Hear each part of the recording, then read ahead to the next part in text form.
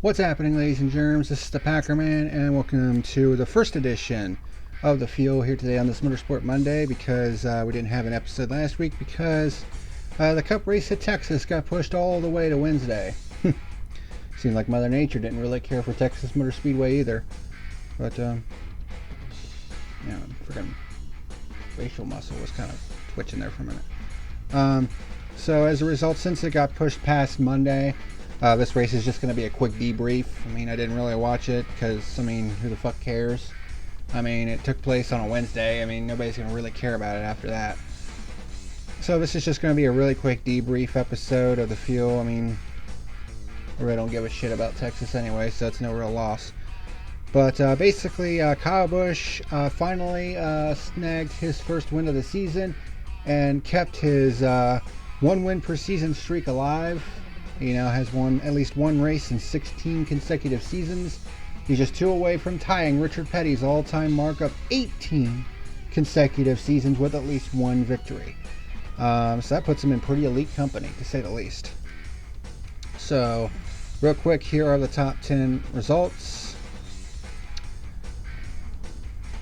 Oh, and by the way, all the news of the week stuff I'm actually going to be saving until the final race of the year. I mean, there's a lot of stuff to talk about, but considering what happened in the Martinsville race, there's going to be a lot to talk about from that race, and I have a lot to say, but we'll get to that in that episode. So, all the news of the week stuff will push back to the championship episode.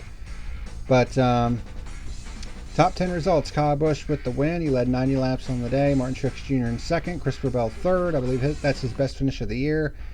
Ryan Blaney and Alex Bowman rounded out the top 5. Brad Keselowski, Kurt Busch, Matt DiBenedetto, Denny Hamlin, and Joey Logano rounded out the top 10.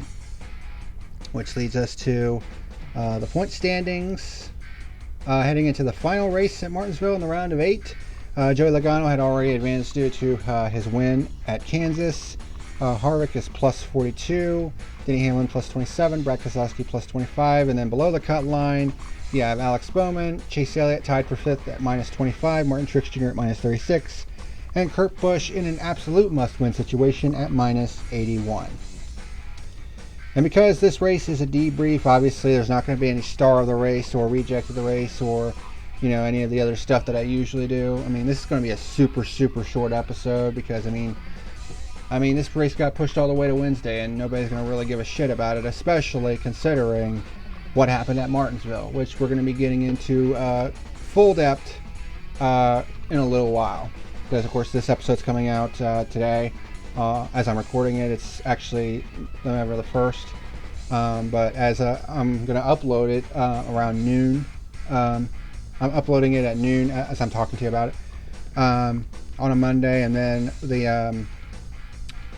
the Martinsville review will come out somewhere around 8 or 9, somewhere right around there. But that's going to do it for this little debrief of, I don't even know what the name of the race is. I really don't give a shit. I don't think anybody does, to be honest, especially after what happened at Martinsville. So that's going to do it for this super, super short edition of The Fuel. I think this is my shortest episode ever.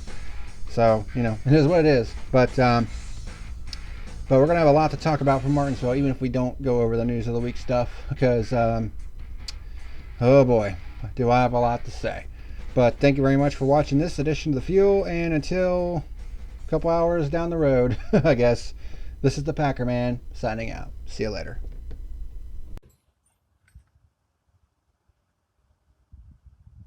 You better like and subscribe or face the consequences.